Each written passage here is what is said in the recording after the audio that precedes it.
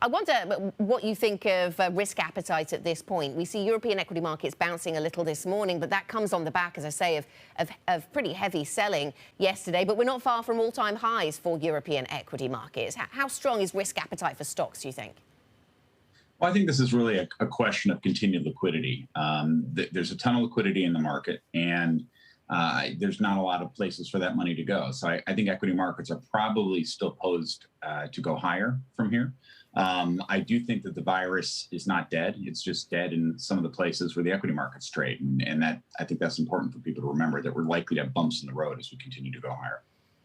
Yeah, it does seem as interesting that we're worrying on a day. We'll come to technology in a moment, but we're worrying about, on the one hand, Netflix performance not managing to be sustainable as we all reopen. And then we're also worrying about travel and leisure and whether it will reopen. It seems to, just in the last 24 hours, we seem to have been caught by that kind of quite negative outlook, I suppose.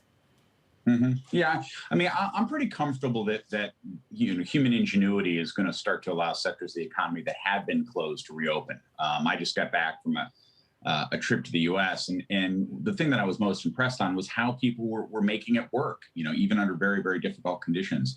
And I expect that to continue to take place. The places with less economic flexibility are going to be the places that I think suffer going forward, unless they've really gotten their vaccination programs, done and dusted. You've been on a trip to the US. Congratulations. In a year where just managing to leave your house is an achievement.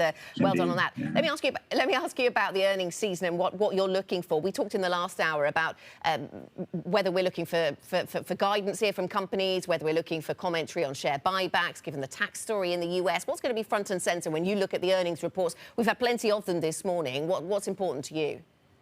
I think focusing on expected future demand is going to be critical. I mean, valuations are pretty full across a variety of the sectors in the economy. Some of that has been due to COVID, and it's really about how much that we expect sort of the equity market to rebalance going forward, and being able to find out which companies are going to benefit through the cycle and which aren't.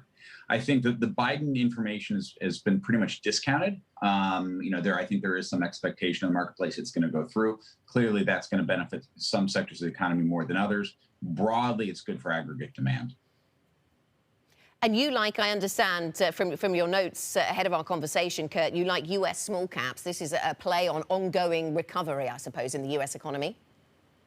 Indeed. And I think that's going to be the sector where you see that innovation and the reopening. There's been a lot of structural change there. Companies that had weaker balance sheets have folded, but it has sort of left the rest of that sector doing very well. And I look at that versus, say, the larger cap names, and I think you could see a resumption of that reversal that we saw earlier in the year.